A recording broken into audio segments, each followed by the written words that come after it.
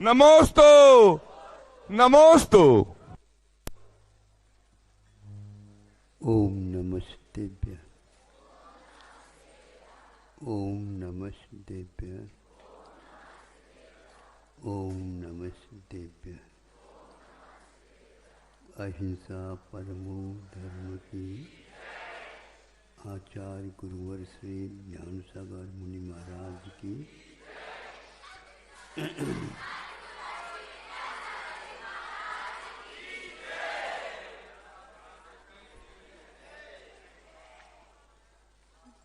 वैसे दस लक्षण का स्वरूप मध्याह्न में सब लोग आएंगे। अभी कुछ लोग घर में व्यस्त होंगे।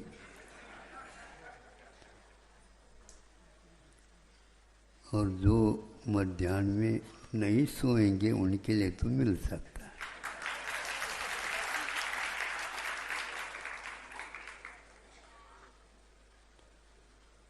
अभी तत्पर सूत्र का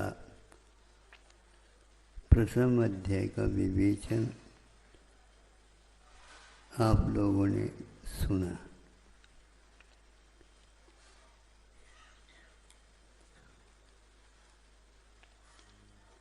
कोई भी हो इस युग में साक्षर होने के नाते संस्कृत, प्राकृत, हिंदी आदि भाषाओं का ज्ञान होने से वह सभी दर्शनों का ज्ञान कर लेता।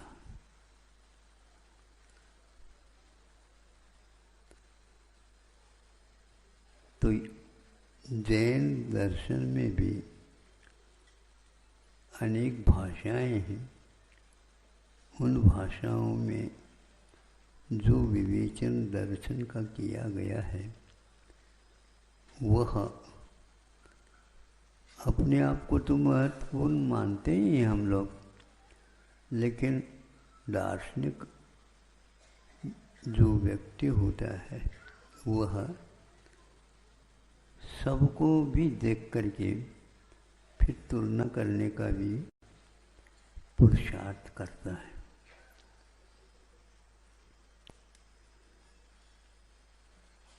श्वेतांबर और दिगंबर दोनों मत में यह तत्व सूत्र सामान्य रूप से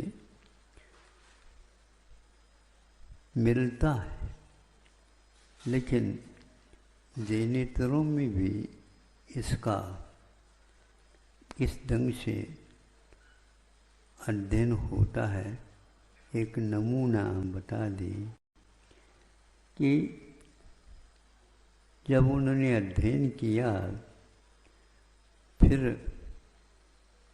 जैन समाज से निवेदन किया कि बहुत सारा अध्ययन करने के लिए यह साहित्य विपुल मात्रा में उपलब्ध है, किंतु सब लोगों के लिए इसका स्वाद मिले ऐसा कोई संकलन हो जाए जो जैनत्व क्या है सामने आ जाए। महावीर भगवान के 2500 निर्वाण महोत्सव के बाद या उस समय सभी विद्वानों ने इसके बारे में सोच करके उस व्यक्ति के विचार को मूर्त रूप देने के लिए तैयार हो गए।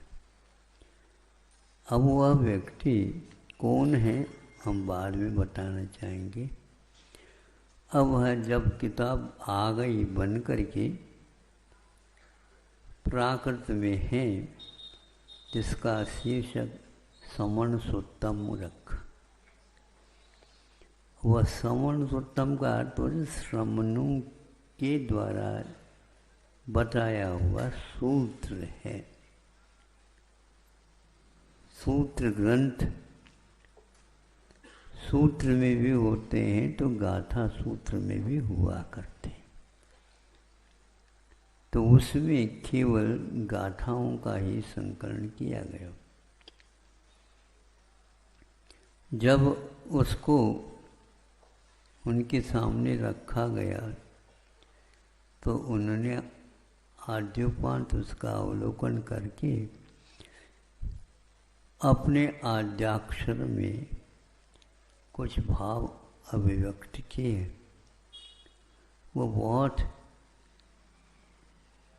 सुनने योग्य भी है और चिंतन करने योग्य भी है कि कितनी बुद्धि के द्वारा हम उसको छांट करके सही सही को लेने का प्रयास करते हैं। एक वह नमूना है। गीता को छोड़कर महावीर से बढ़कर मेरे ऊपर किसी का प्रभाव नहीं है। किसने लिखा है? विनोबा जी, जो जीवन पर्यंत एक प्रकार से उदासीन अथवा यूं कह दो उनको भी बाबा ही कहते हैं। विनोबा बाबा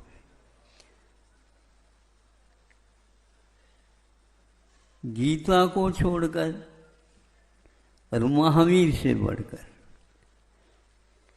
गीता भगवद गीता से मतलब रखता, इसको छोड़कर किंतु महावीर से बढ़कर और किसी का प्रभाव मेरे ऊपर नहीं। किसी का व्यक्ति का नहीं हुआ करता है। साहित्य तो जैसे आदित्य के समान हुआ करता है। आदित्य सबका होता है, सूर्य जिसको बोलते हैं। अब ये बात अलग है, किसी के पास नेत्र ज्योति नहीं हो, उसने सूर्य को नहीं देखा, ऐसा भी नहीं कहा जा सकता। सूर्य का आतप प्रताप जिसको बोलते हैं, उसको तो पहचान सकता है। आप तो आँख वाले हैं, जिनके पास आँख नहीं भी है उसको भी ये प्रताप का अनुभव संवेदन होता है। उसी प्रकार जो अपने बुद्धि से समझ सकता है वह व्यक्ति।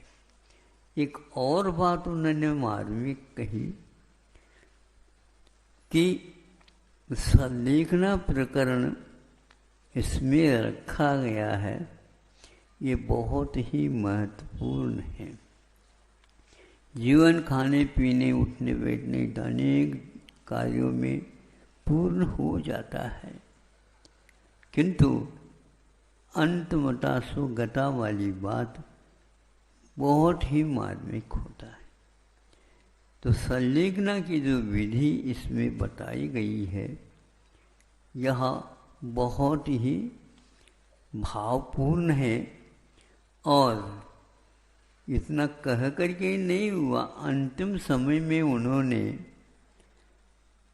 पत्रिकाओं में निकले थे, नागपुर पत्रिका से, उसका शीर्षक क्या था मुझे भी याद नहीं, लेकिन उसमें उन्होंने ये कहा, किसी पत्रकार ने, कि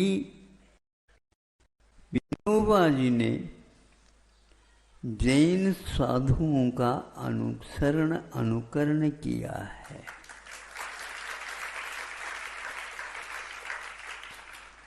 ये दोनों बातें मुझे ऐसी लगी, आप लोग तो अभी तेलो लकड़ी में ही हैं। कमाना, खाना, पीना, उठना, ऐश आराम, इसको आप मानते हैं वस्तुतः है। जब जीवन समापन की ओर चला जाए कि हे भगवान हमने क्या किया, खाली हाथ से आए और खाली हाथ ही जाना है क्या?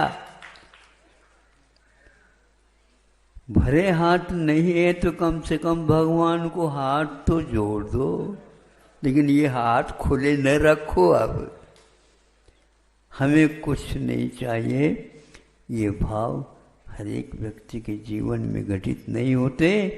और उन्होंने इस संलेखना का अनुसरण करते हुए महावीर भगवान के निर्वाण दिवस पर दिवाली के दिन उनका देह विसर्जित हुआ था। इतना ही पर्याप्त है। अब उन्होंने बीच में ये भी कहा था, इसका अनुवाद हो, हिंदी में भी अनुवाद हुआ था, छाया के रूप में भी अनुवाद हुआ था, सब कुछ हुआ था, लेकिन उनका कहना है कि यह पद्यात्मक हो। और उसी समय श्रवण शतकम हमने लिखा था, उसी छंद में हो जाए तो और अच्छा है। जिनेंद्र वर्णी ने इसको लेकर के मुझे कहा, इसका अनुवाद हो तो बहुत अच्छा होगा। इस प्रार्थना पर हमने भी सोचा है, हमारा भी थोड़ा अध्ययन हो जाएगा और उसको जैन गीता के नाम से अनुदित किया गया है। ये इससे फलितार्थ होता है कि अनविद्वान जो है विद्वान होता है, और क्षीर नीर विवेक की बात होती है, वह हंस की भांति एक प्रकार से दूध का ही ग्रहण करता है और जल को छोड़ देता है। इसी प्रकार प्रत्येक व्यक्ति को अब आत्म तत्व को समझने के लिए अनेक ऐसे लेख उपलेख होते हैं, भाष्य वाच आदि होते हैं। इनके अवलोकन करने से तत्व का मंथन होता है और उपादेय का ग्रहण, हे का विसर्जन होता है। अहिंसा परमो धर्म।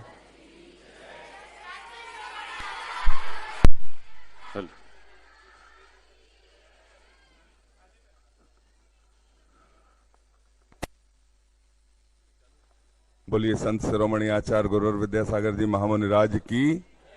आज उत्तम क्षमा के दिवस से